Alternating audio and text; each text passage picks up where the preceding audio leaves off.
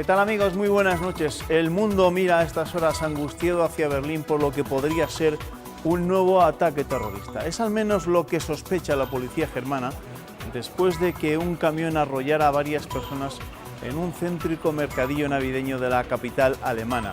Según las primeras informaciones, hay varios muertos, al menos 9, y unas cuantas decenas de heridos. El conductor del camión ha sido detenido y el copiloto ha fallecido en el suceso.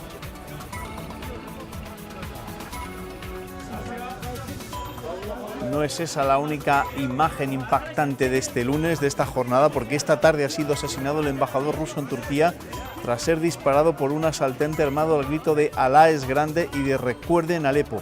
El diplomático recibía 4 o 5 disparos, según los testigos, mientras inauguraba una exposición de fotos en la capital turca, en Ankara. El atacante, que pudo acceder al recinto según algunas fuentes con una credencial de policía, fue abatido por las fuerzas de seguridad turcas.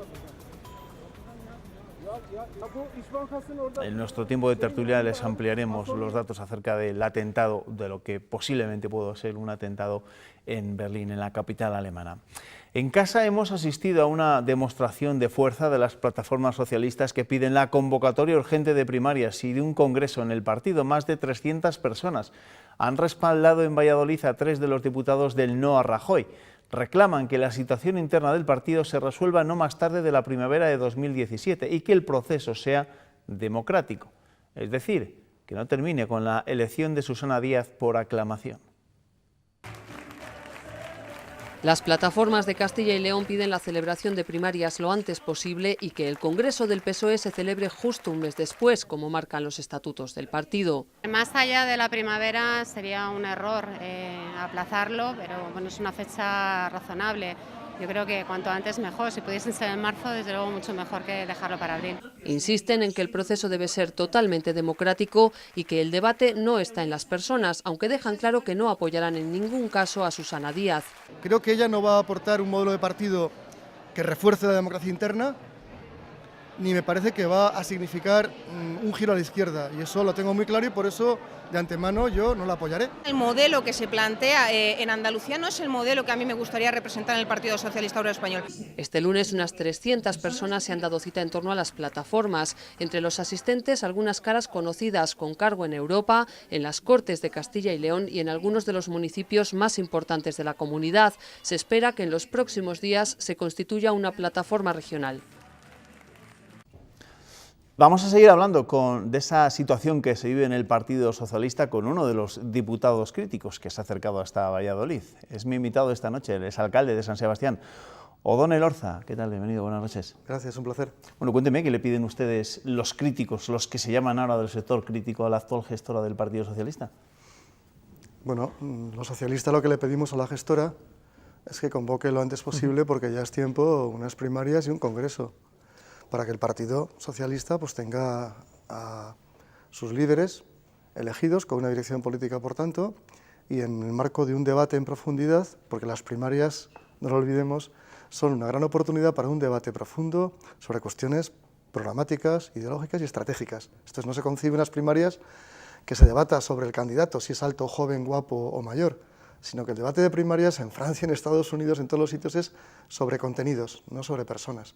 Y las personas encarnan determinados contenidos políticos. No es lo mismo en Estados Unidos la señora Clinton que Sanders, no es lo mismo en otros lugares posiciones más de izquierda o posiciones más moderadas dentro de un partido socialista.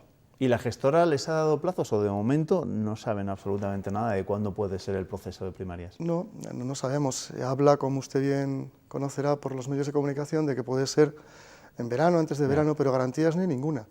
Ni siquiera de que vaya a haber realmente primarias, en el sentido de primarias con concurrencia, con igualdad de oportunidades. No lo sabemos, es una incógnita y esperemos que se despeje lo antes posible. ¿Son ustedes los que defienden, por así decirlo, las tesis de Pedro Sánchez? No, en este momento no, porque no hay tesis sobre la mesa. Estamos, como diputados, en primer lugar, vamos allá donde nos pide la militancia o las agrupaciones y rendimos cuenta de, por ejemplo, por qué hemos votado que no a la investidura del presidente señor Rajoy, ¿no?, con la política que ha hecho durante estos 5 años. En segundo lugar, vamos porque nos piden, quieren que escuchemos a la militancia, sus posiciones, quieren hacer preguntas también. y nos sentimos en la obligación de acudir a cualquier sitio que nos llamen. Pero no exponemos, nunca hablamos de las posiciones de Pedro Sánchez o de Susana Díaz. Y es más, intentamos, y creo que lo conseguimos, no descalificar, no utilizar adjetivos descalificativos para nadie del Partido Socialista. Hacemos actos de unidad, de debate, porque con lo que ha pasado en el Partido Socialista usted comprenderá que lo último que podría ocurrir es que la militancia se quedara en su casa, esperando a que una gestora interina resuelva todos los problemas. No, es normal que haya una especie de rebelión de la militancia diciendo, oye, queremos decidir. Le voy a pedir que me valore unas declaraciones que hemos escuchado esta mañana de Alfredo Pérez Rubalcaba, del secretario general del Partido Socialista, que ha estado esta mañana en nuestra tierra, en Valladolid, en unas jornadas de la Universidad Europea Miguel de Cervantes, y en las que ha dicho, ha defendido la labor de la gestora y ha defendido también la abstención, porque según Alfredo Rubalcaba, de no haberse abstenido el Partido Socialista, esto es lo que podía haber ocurrido este lunes, sin ir más lejos. Escúchenle. Hoy estaríamos leyendo una composición del Parlamento en la cual el PP tendría mejores resultados, el PP más Ciudadanos sumaría y la izquierda sería irrelevante, y el PSOE también. Hoy lunes tendríamos cientos de miles de estudiantes preparando sus reválidas. Hoy lunes los trabajadores que cobran el salario mínimo interprofesional sabrían que no tenían subida. Hoy lunes las mujeres que sufren violencia de género no podrían ver cerca un pacto de Estado que va a ayudarle en la situación dramática que viven. Y le pregunto, ¿comparte lo que ha dicho Alfredo Pérez Rubalcaba? No, con todo respeto no lo comparto. Es una persona, un compañero socialista a quien respeto y a quien admiro, porque él hizo una labor importantísima para poner fin al terrorismo de ETA, ¿no?, como ministro de Interior. Por tanto, yo chapó con Rubalcaba, pero en este caso no coincido con él en nada, porque... ¿Pero no cree que unas elecciones que se hubieran celebrado ayer habrían sido muy malas, muy peligrosas para el Partido Socialista? Ya, pero es que no teníamos que haber ido a elecciones si realmente Rubalcaba, Susana Díaz y un buen número de dirigentes del Partido Socialista y de exdirigentes, expresidentes, no hubieran estado desde finales de diciembre del año 2015 negando o rechazando la posibilidad, o por lo menos el intento, de intentar formar un gobierno alternativo a la derecha, a Rajoy. Y eso se podía haber hecho en profundidad, pero desde diciembre del 2015 hubo quien ya al día siguiente de aquellas elecciones de diciembre dijo no, hay que dejarle gobernar al Partido Popular, hay que abstenerse ya, e incluso tiempo atrás, no muy lejano en el tiempo, algunos de ellos decían, compañeros decían, no, aquí hay que ir a la gran coalición.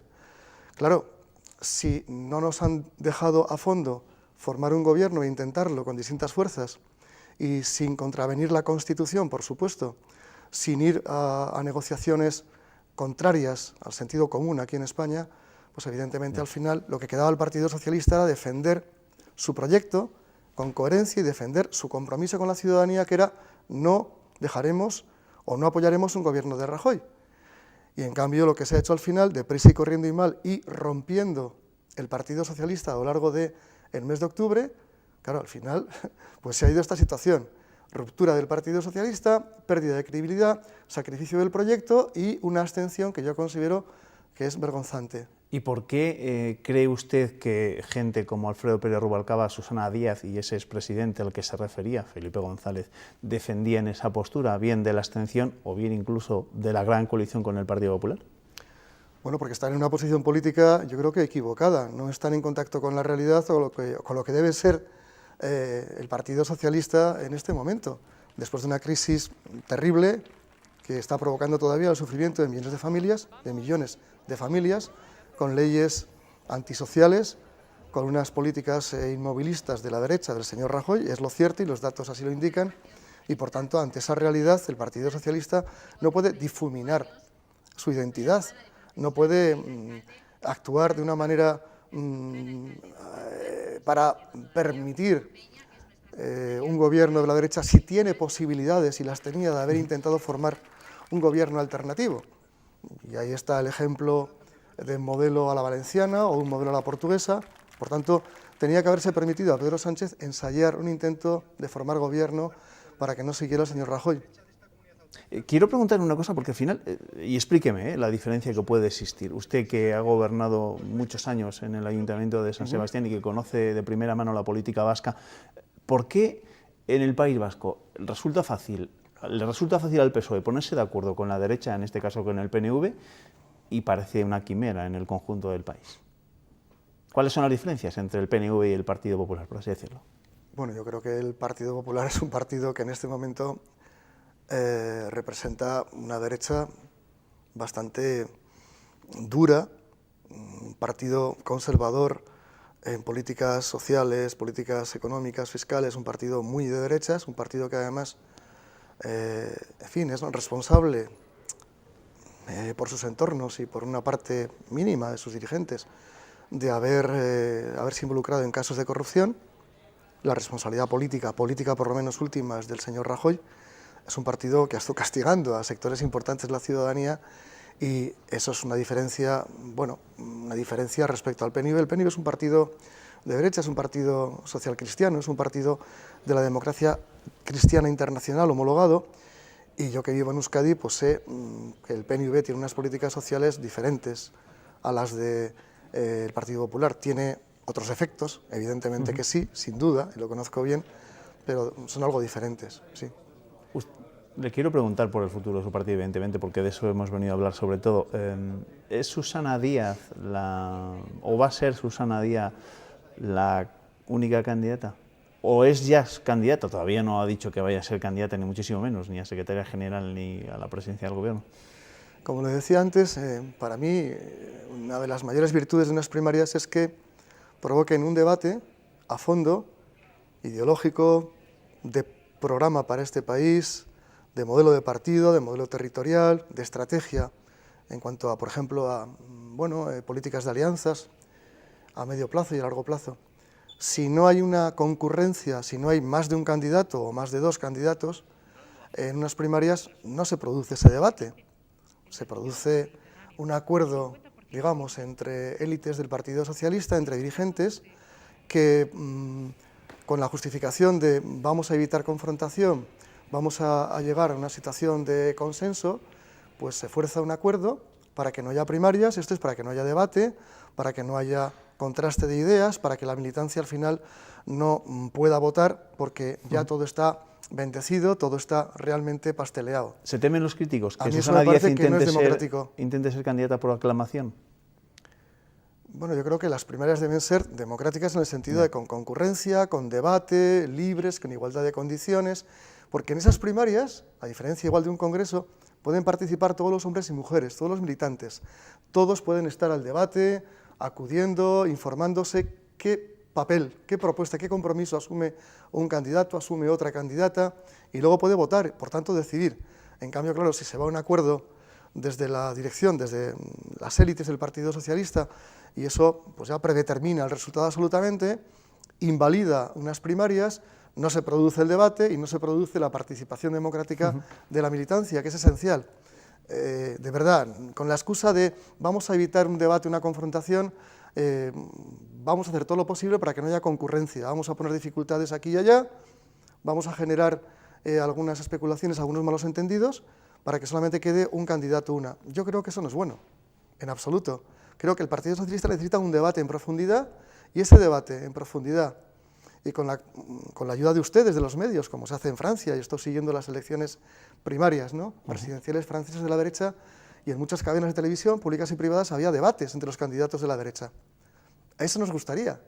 Lo otro, lo de decir, vamos a amañar, en fin, entre comillas, vamos a acordar, retiro de amañar, vamos a acordar el candidato, candidata único para que no haya primarias, creo que no es inteligente, porque además me parece que sería cerrar una herida en falso. La herida se cierra desde el debate con respeto. Pero hay serio riesgo de que esas primarias, se lo hemos preguntado también esta mañana a Alfredo Pérez Rubalcaba, y él ha dicho que va a haber primarias sí o sí, pero ¿existe ese serio riesgo? ¿El riesgo de que no haya al final primarias? Pueden no haberlas, o que sean unas primarias que sean un poco de mentiras, porque no haya concurrencia. Pero Pedro Sánchez sí que estará por la labor, entiendo yo, ¿no? No lo sé, yo no tengo la información, no lo sé. Tengo la impresión de que lo está... terceras vías, porque se ha hablado también mucho pensando. de otro socialista vasco como Patxi López, de que fuese el que esté dispuesto a dar el paso. Bueno, se habla de ello, pero no sé si es una especulación, es un escenario posible o no. Creo que en este momento lo correcto es decir que hay muchas incertidumbres en el Partido Socialista en el sentido de ¿va a ser candidata finalmente Susana Díaz? Yeah. ¿Se atreverá a un debate, a una concurrencia en primarias o prefiere otro escenario? ¿Va a ser candidato y lo va a decidir así Pedro Sánchez? ¿Va a haber una tercera vía en cualquier caso? ¿O la habrá si no se presenta Pedro Sánchez? Yo no lo sé, porque yo no voy a los actos de las plataformas para hablar de esto en concreto.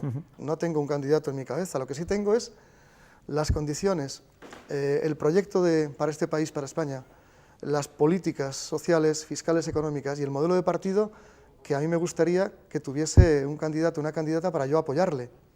Por eso cuando dicen, esto de las primarias es un debate de personas, no es mentira, es un debate de ideas.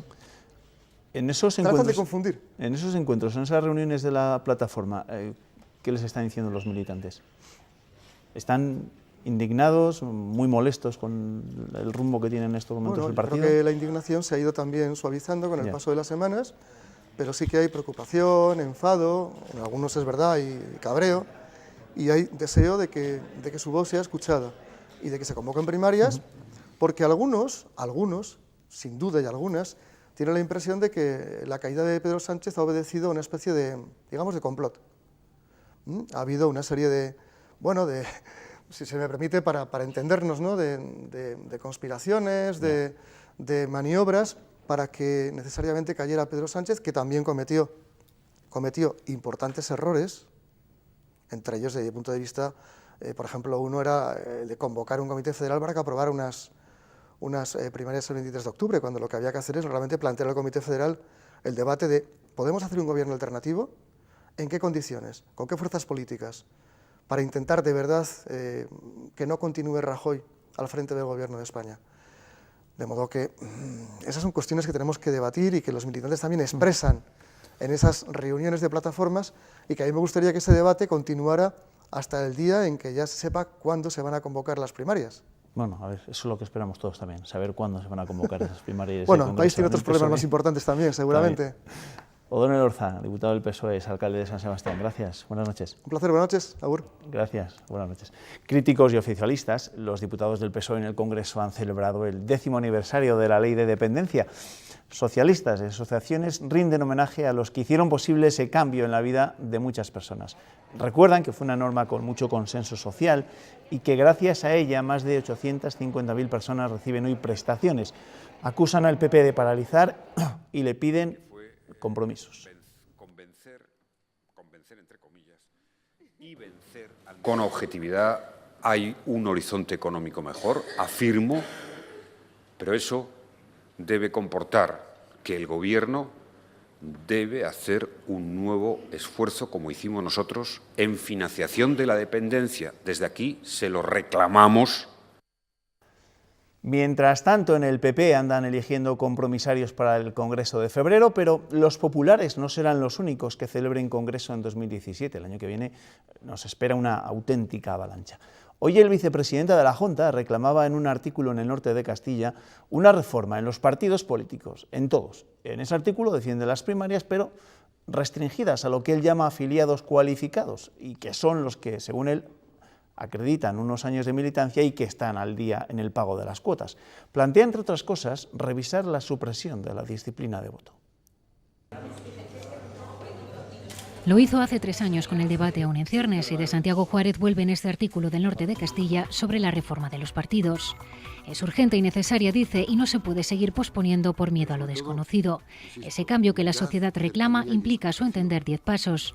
Primero, celebración de primarias. No es excusa la mala experiencia de otros, argumenta, pero las que Juárez plantea son primarias restringidas a afiliados cualificados, esto es, con una antigüedad mínima y al corriente de pago en las cuotas. También cree necesario incorporar a la cultura del partido la dimisión por responsabilidades políticas, diferenciando así de la responsabilidad penal. Los partidos, sostiene, deben dotarse de una carta ética que pivote sobre la ejemplaridad. Juárez es partidario de limitar los mandatos y de revisar con sosiego la posible supresión de la disciplina de voto. Los partidos, concluye, tienen que abrirse a la sociedad y al debate interno y aprovechar en sus listas el bagaje de los mayores de 65 años y el talento de los jóvenes. El día, ya lo ven, viene cargado de política, o sea que tienen bastante tarea mis tertulianos. Vienen enseguida, después de la publicidad. Hasta ahora.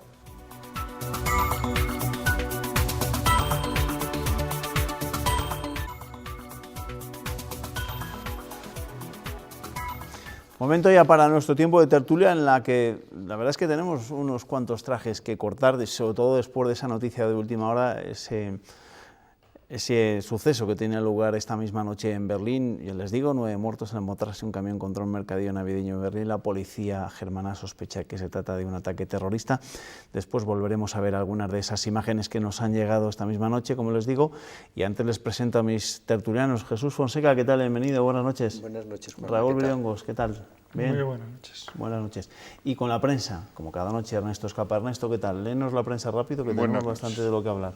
Comienza. Sí, pues mira, empezamos con el Diario de Burgos, que destaca en su primera un reajuste del mapa autonómico universitario. Integrar el campus soriano atraería 2.000 alumnos y 500 empleos a la Universidad de Burgos. Diario de Soria también destaca este mismo asunto en su primera. El consejero Fernando Rey plantea que el campus de Soria deje la Universidad de Valladolid y vaya a Burgos por razones de mayor equilibrio. Diario de Valladolid, El Mundo, Rey, el consejero, plantea que el campus de la UVA en Soria vaya a Burgos.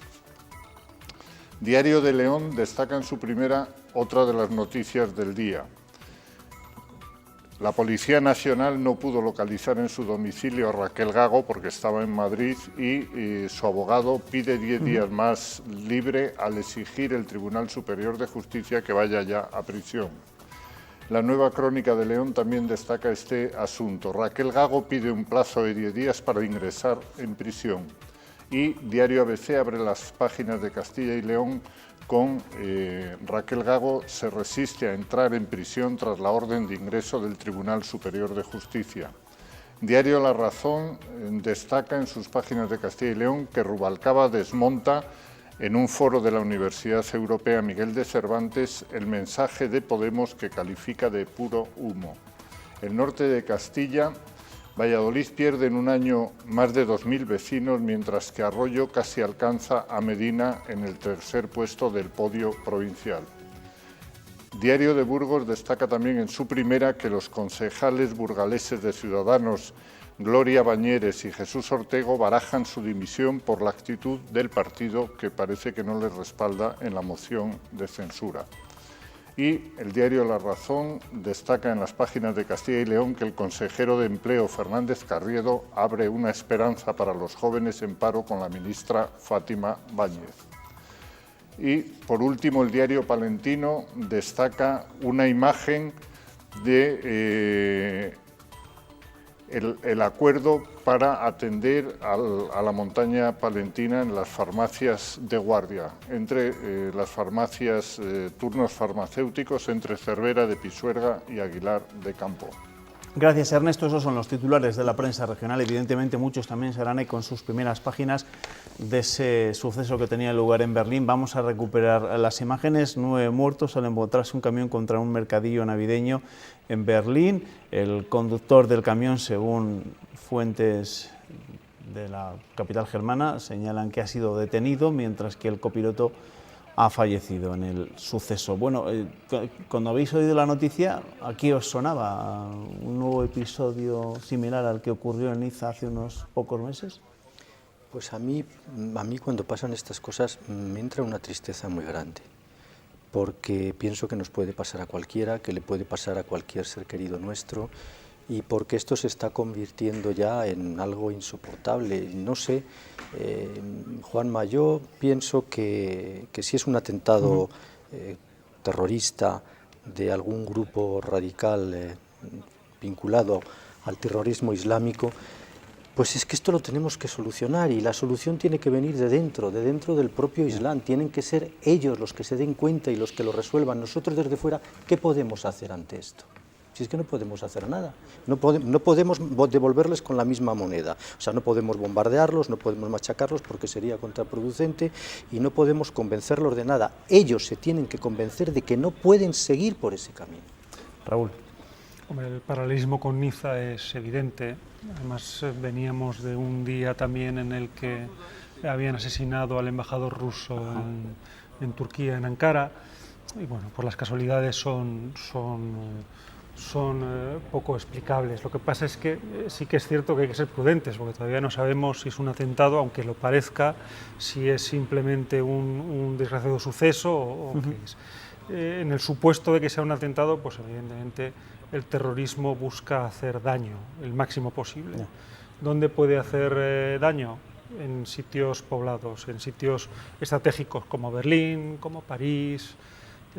¿Cuándo puede hacerlo? En fechas señaladas donde hay mucha aglomeración de gente, como los previos a las fiestas navideñas. Y no hay que olvidar que estamos en estado de máxima alerta porque se prevé que pueda haber atentados de este tipo, ¿no? Y que a pesar de estar en la máxima alerta, a pesar de que haya los máximos controles, atentar sigue siendo muy fácil. Esta es la noticia de última hora, como les decía, al menos 9 muertos y 50 heridos en un atropello en un mercado navideño de Berlín. El conductor, según el portavoz de la policía, hay un sospechoso detenido, el conductor del vehículo, un segundo ocupante del camión ha fallecido. Les contamos ahora también que el Tribunal Supremo ampliaba, ya lo saben, la semana pasada la condena de Raquel Gago por el asesinato de Isabel Carrasco de 12 a 14 años. Hoy el Tribunal Superior de Justicia ha ordenado su ingreso inmediato en prisión y antes de volver a la cárcel, Gago ha roto su silencio. En una entrevista que ha concedido La Nueva Crónica dice que el jurado se ha equivocado, que es inocente y que va a entrar a la cárcel por unas coincidencias y por haber entregado el arma, lo que cree que la ha hecho más culpable.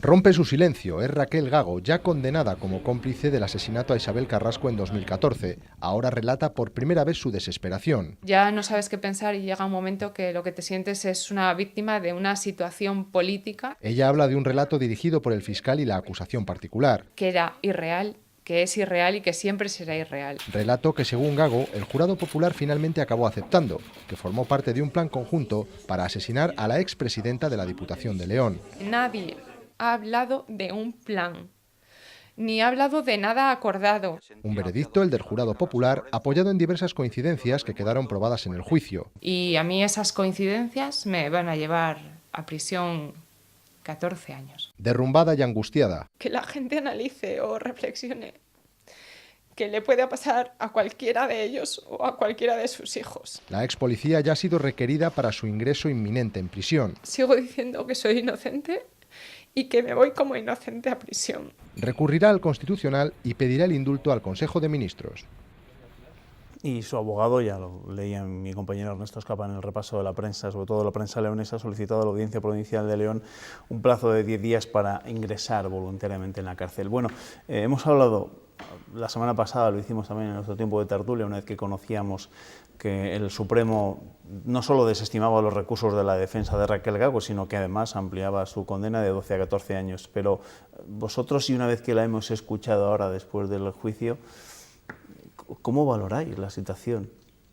Bueno, yo soy una persona, como me imagino que la inmensa mayoría de los españoles, que creo en la justicia y creo en los jueces. Creo que tenemos una buena justicia y que tenemos unos jueces que se lo piensan mucho antes de dictar sentencia, y si cada vez que esta señora recurre le ponen más años, pues eso me hace pensar que algo estarán viendo y encontrando. A mí me parece que esto es un asunto que está en manos de los jueces, y yo, desde luego, pues si los jueces piensan esto, fíjate tú si un pobre gacetillero les va a decir a los jueces lo que tienen que hacer, pues ya lo que faltaba. Sí, sí, pero siempre había generado muchísimas dudas, evidentemente, ¿no? El papel que podía haber desempeñado Raquel Gago en todo este entramado que acabó con el asesinato de Isabel Carrasco, ¿no?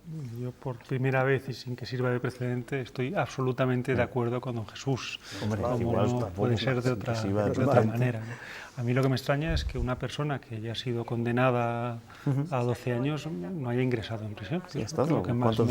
600 y pico días. Lo que más me extraña. ¿Que puede ser inocente?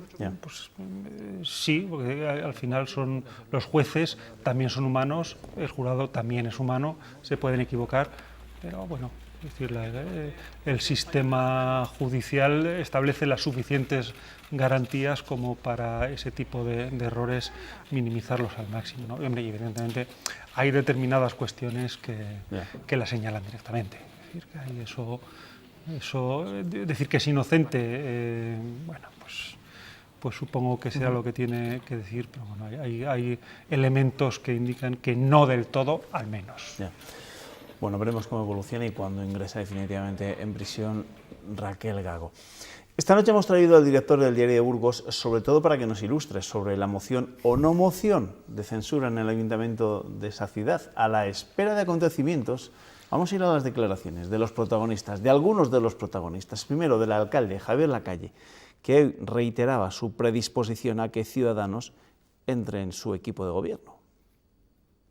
Son 14 grandes acuerdos los que hemos hecho durante esta legislatura, se está ejecutando y desde luego dispuestos a estudiar cualquier iniciativa, cualquier propuesta programática nueva que se nos pudiera hacer por parte de Ciudadanos. Yo creo que sería bueno y que tuviesen esas responsabilidades de gobierno, repito, llevando directamente a algunas áreas municipales o en la propia Junta de Gobierno.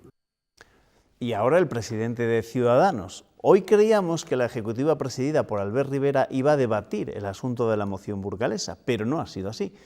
¿Y saben por qué? Pues porque la Asamblea de Ciudadanos en Burgos no ha mandado una propuesta concreta, y eso que en la ciudad no se habla de otra cosa, gracias precisamente a Ciudadanos. El asunto es un tema, es verdad, territorial de tanto en Burgos como en Castilla y León. De momento no nos ha llegado ninguna propuesta concreta de nuestra agrupación local ni de nuestro comité territorial. Eso decía Albert Rivera esta mañana, y así las cosas, Raúl, ¿qué podemos esperar? Porque el PSOE inicialmente había puesto como fecha límite el 22 de diciembre para presentar esa moción de censura, pero sí, eso además, se ha quedado en agua de borras. Bueno, es decir, en una estrategia incomprensible, porque nadie les preguntó, mandaron una nota a todos los medios diciendo que hasta el 22 o nada. Bueno, el 22 es el jueves, vamos a ver si es nada o el que nada no se ahoga, o bueno, empezamos a darle vueltas. Es una situación rocambolesca. Sí, sí, sí. Bueno, vosotros habláis de que igual Gloria Beñeres y otro de los concejales igual se lo están pensando, ¿no? Si al final la Dirección Nacional no les deja seguir adelante. Eso les ha comunicado hoy Gloria Beñeres y Jesús Ortego a los partidos de izquierda, a PSOE, imagina, en la reunión que han tenido. Claro, es que Beñeres y Ortego están empeñados en una moción que desde ámbitos superiores niegan. Es decir, todas las declaraciones de Ciudadanos, fuera del ámbito local, dicen que no hay motivos objetivos para una moción. No hay un caso de corrupción y no hay un incumplimiento de acuerdos, que serían los dos. ¿Pero estarían dispuestos a convertirse en concejales no adscritos y apoyar la moción? No pueden. Si ellos estarían dispuestos a que les echen. Si ellos dimiten el PSOE por el código antitransfugismo, no puede, en teoría, es decir, yo creo que en este caso se cumplirían. Sí que podrían Gloria Beñeres y Jesús Ortego apoyar la moción y después dimitir. Eso sí que sería válido, pero supongo que no lo harán, por lo que han dicho hasta ahora. Bien, es cierto que también son palabras que se las puede llevar el viento. Jesús, ¿cómo ves lo de Burgos? ¿Qué te parece? ¿Es Bañeres o Beñeres esta señora? Bañeres. Bueno, pues, aunque creo que en Madrid le llama Bañeras, ¿no? Uno de los miembros de la Ejecutiva Nacional. Uno de los suyos. Madre mía. Pues la señora doña Gloria Bañeres, lo primero que tendría que hacer es no tener ese afán desmedido de protagonismo que tiene, enterarse de una vez por todas que está allí para servir y ser útil a los ciudadanos, que es para lo que está, y dejar de hacer todo este circo que lo está propiciando especialmente ella. A mí particularmente lo de esta señora no me parece de recibo, como no me parece de recibo lo que hace cualquier político cuando se olvida de lo esencial, que es intentar obstaculizar lo menos posible las cosas, facilitar el buen gobierno y apoyar y levantar y aupar, en fin, el bienestar de todos. Y esta señora, bueno, el director del Diario de Burgos lo sabrá mejor que yo, no sé si podrá hablar con la misma libertad con la que lo hago yo, espero que sí. Siempre. Pero Siempre lo intento. Pero esta señora se está pasando un poco, le encanta el protagonismo a esta señora. No, ya desde el minuto 1 de la legislatura lo demostró. Sí, no, además en este caso, sobre todo, se anuncia un cambio de postura para propiciar una moción sin que hubiera mediado ningún elemento extraño, ¿no? No es ni un tema ideológico el que propicia la moción, sino es simple y llanamente un ataque de cuernos. Es decir, el PP pacta con el PSOE los presupuestos, Ciudadanos comprende, ve o observa que puede ser irrelevante en el Ayuntamiento de Burgos y como estrategia lo que hace es decir, oigan ustedes que estamos aquí y nosotros ponemos y quitamos alcaldes. Y nosotros somos antes que el bienestar de los ciudadanos y que el Partido Popular haya llegado a un acuerdo con un partido tan serio y con un historial como el que tiene, que es el Partido Socialista, cosa que no tiene Ciudadanos, que acaba de llegar a la política y lo que tendría que hacer sería aprender un poco y ser más humilde. Sí, en este caso sí, pero con una salvedad. El acuerdo entre el PP y el PSOE se produce porque aritméticamente es el único posible. Un acuerdo entre PP y Ciudadanos para los presupuestos no es posible. Pero aún así es cierto que se produce un acuerdo entre PP y PSOE del que luego el PSOE se ha desdicho para explorar precisamente la moción de censura. Con lo cual, los efectos que están teniendo son incertidumbre sobre la posibilidad de que Burgos tenga en 2017 unos presupuestos o no, y luego, evidentemente, llevamos más de un mes hablando exclusivamente de la moción. Sí. Y unos políticos en vez de hablar de lo que hay que hablar. Y unos políticos intentando impulsarla y otros intentando frenarla. ¿Y tu olfato qué te dice? Es decir, ¿habrá moción o entrarán los de Ciudadanos en el equipo de gobierno y eso puede suponer pues unas cuantas desavenencias en el propio Partido Popular, que parece que no quieren ver a los ciudadanos ni en pintura? Estoy constipado. Vale, bueno, pues no. Entonces entiendo que no tengas olfato esta noche. En fin, ya veremos lo que pasa. Nosotros, en cualquier caso, y los del Diario de Burgos seguro que se lo van a contar al detalle y de forma puntual. Vamos con más políticos, con más partidos, con más líos. En este caso con el Partido Socialista, porque hoy se han reunido en Valladolid las plataformas socialistas de Castilla y León que exigen primarias de forma urgente en el partido. Han tenido a 3 de los diputados estrellas en el no a Mariano Rajoy, Odona Elorza, con el que hablábamos hace unos minutos en este menú informativo, Zaida Cantera y también la palentina Mariluz Martínez Seijo. Pero además hoy coincide que ha estado Rubalcaba, y tú has estado con él, Jesús, esta misma mañana en la Universidad Europea Miguel de Cervantes. Los unos no califican demasiado bien la labor de la gestora, el otro, Alfredo Pérez Rubalcaba, entiende que está haciendo un buen trabajo y recuerda lo que podrían haber sido a día de hoy los titulares de la prensa nacional si hubiese habido elecciones ayer. Eso no lo hubiese ido demasiado bien al PSOE, según Rubalcaba. Encontrarás pocos políticos tan sagaces y tan astutos como Alfredo Pérez Rubalcaba.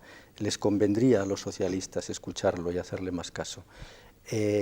Vamos a ver, es que parece que no se quieren enterar. Yo esto de los socialistas, esta ceguera, no la entiendo, pero qué empeño, qué obstinación con las dichosas primarias, pero si cada vez que hacen primarias organizan un aquelarre y es un desastre, no les ha ido bien nunca. Que se dejen de primarias y que elijan al mejor y asunto terminado, por Dios, y que se pongan a trabajar por el bien de todos y asunto terminado. Tanto insistir con las primarias, Pues la culpa la tiene un político tan sagaz como Rubalcaba, que fue el que lo impuso, ha dicho, y luego ha reculado, ha dicho que puso en los estatutos. Eso no es exactamente así, pero bueno, lo que pasa es que él lo que quería era dar participación, en fin, pero no exactamente eso. Raúl, ¿crees que van a tener éxito los críticos? La verdad es que la convocatoria de esa tarde en Valladolid ha sido un éxito. Bueno, un éxito. Bueno, no exageremos. Igual si viene Susana Díaz no tiene tantos afines. El problema del PSOE es que tiene que recomponerse, que ese es el problema. El problema que tiene es que se ha hecho el harakiri hace unos pocos meses, y el problema que tiene es que siempre el PSOE hay dos líneas, el romanticismo y el pragmatismo. Entonces, evidentemente unas elecciones un día como ayer al PSOE lo habría destrozado, lo habría hecho trizas. Con lo cual, bueno, pues evidentemente una sección de pragmáticos consiguieron ese acuerdo con el PP, ¿no? Claro, el problema que hay en la política española es que mientras el PP al tran-tran va subiendo, el resto de partidos está inmerso en una esquizofrenia, porque Ciudadanos ya no sabe si es liberal o si es medio pensionista. Podemos se está luchando por ver cuál de las dos facciones vence, y el PSOE también. Y Mariano Rajoy, que era don Tancredo, pues bueno, pues parece que al final es el único líder que está sólidamente instalado. Pues vamos a hablar precisamente del PP, que ya saben que tienen Congreso Nacional en el próximo mes de febrero y estos días están eligiendo a sus compromisarios también en el PP de Castilla y León, en el PP provincial. Se han producido durante los últimos días esos procesos para elegir a los compromisarios y claro, lo que se está debatiendo, lo que se les está preguntando a muchos dirigentes del partido en Castilla y León es si son más partidarios de primarias o dar participación de alguna otra forma a la militancia. El propio José Antonio de Santiago Juárez, el vicepresidente de la Junta, hoy escribía un largo artículo en El Norte de Castilla donde venía a defender la participación. Eso sí, unas primarias, como ha dicho, cualificadas, ¿no? de afiliados que estén al día en el pago de la cuota y que tengan unos años demostrados en el partido de militancia. Empezaba glosando al consejero de Educación, Fernando Rey, en el título de su libro, decía, perdonen que insista, porque ya hace tiempo que había planteado esa conveniencia de hacer unas recuerda que primarias. En el 2013, es que no le están haciendo mucho caso a su partido. Parece que de momento no. ¿Creéis que va a haber algún proceso similar al de las primarias en el PP? Más allá, te ríes. Es que me provoca hilaridad todo esto. Como supongo que a nuestras telespectadoras y telespectadores que se están diciendo, pero esta gente, ¿cuándo va a dejar de darnos el tostonazo? Con todos estos rollos de estos señores, que si las primarias, que si no las primarias.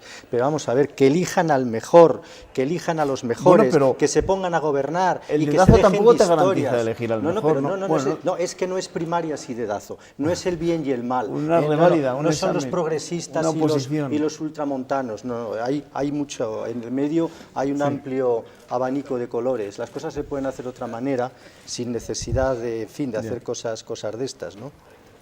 Pues yo creo que al final el PP habrá primarias, porque al final, en un tiempo en el que el postureo se impone y en el que se hacen muchos movimientos políticos, se hacen de cara a la galería, yo creo que en el PP habrá primarias, y primarias en las que todo el mundo intentará influir, como pasa en el PSOE. Y en el que si los resultados no salen como a los dirigentes les gusta, se intentará modificar, como pasa en el PSOE. Bueno, pues veremos. De momento, lo que sí que se ha conseguido es que en el Partido Popular, en vísperas de un Congreso Nacional, se hable de esto, de algo que antes era tabú en el partido y que se descartaba por completo. Pero el Partido Popular lo único que quiere es parecerse al Partido Socialista, es lo que ha querido siempre. En vez de ser lo que tienen que ser, que es un partido conservador, con convicciones, diciendo aquí estamos, esto planteamos, en esto creemos, el que quiera que nos vote, el que no nos vote, en vez de hacer esas cosas, ojalá tuviéramos un partido conservador como es debido. No lo tenemos. Tenemos esto otro que se llama PP, que lo único que quiere es parecerse al PSOE, y efectivamente pasará lo que con mucho acierto y sagacidad dice el director del Diario de Burgos, que pasará eso, que porque como es la cosa del postureo y del espectáculo, pues allá que irán. Bueno, veremos lo que pasa definitivamente. Gracias, Jesús. Gracias, Raúl. Gracias a ti. Si no nos vemos, que os vaya bien estas Navidades y que seáis felices. Nos irá bien, seguro. Vale, muchas seguro. Gracias. Esperemos que sí. Ernesto, que te vaya bien, ¿eh? Gracias. Ánimo, suerte. Sobre la noticia de la tarde ya les cuento que las informaciones siguen siendo parecidas a las de hace unos minutos. 9 muertos al empotrarse un camión contra un mercadillo navideño en Berlín. No ha habido más novedades en los últimos minutos. Víctor Barrio ha recibido a título póstumo el premio de tauromaquia que concede la Junta de Castilla y León. Su familia recogió el galardón y animó a seguir promocionando la tauromaquia. Durante la entrega se emitió un documental que podrán ver este martes a las 9:30 aquí en Castilla y León Televisión. Entre aplausos y visiblemente emocionados, los padres y la mujer de Víctor Barrio han recogido el premio Tauromaquia de Castilla y León. El galardón, a título póstumo, reconoce la valía del torero segoviano fallecido en el ruedo de Teruel el pasado julio. Con su muerte, la tauromaquia no ha perdido simplemente a un torero, joven, de Segovia, castellano. Ha perdido a un torero con una proyección indiscutible. Víctor estaría orgulloso de este premio, ha dicho su esposa Raquel, quien se ha mostrado dolida por los comentarios de algunos políticos tras la muerte del joven diestro. Víctor no me permitiría que dejara pasar la ocasión sin que os pidiese que sigáis trabajando en la difusión y en la promoción de la tauromaquia, como estáis haciendo, pero que también nos ayudéis a que los más pequeños puedan tener contacto con este mundo desde las aulas. El presidente de la Junta ha destacado la trayectoria de Barrio y los méritos que han hecho que el jurado le concediera el galardón. Herrera, que ha reconocido lo difícil que ha sido para él este discurso, ha reflexionado sobre quienes se juegan la vida en la Plaza de Toros y sobre quienes no le respetan. Algo en lo que en demasiadas ocasiones, por desgracia, no reparan quienes por acción u omisión de palabra o de obra faltan al respeto, sí, al respeto de los protagonistas de ese encuentro. En su despedida, Herrera ha destacado la importancia cultural y material de la tauromaquia y ha deseado que este premio sirva para mantener viva la memoria de Víctor Barrio. Nos vamos, recuerden que mañana volvemos con la información al filo de la medianoche. Gracias, amigos, que descansen.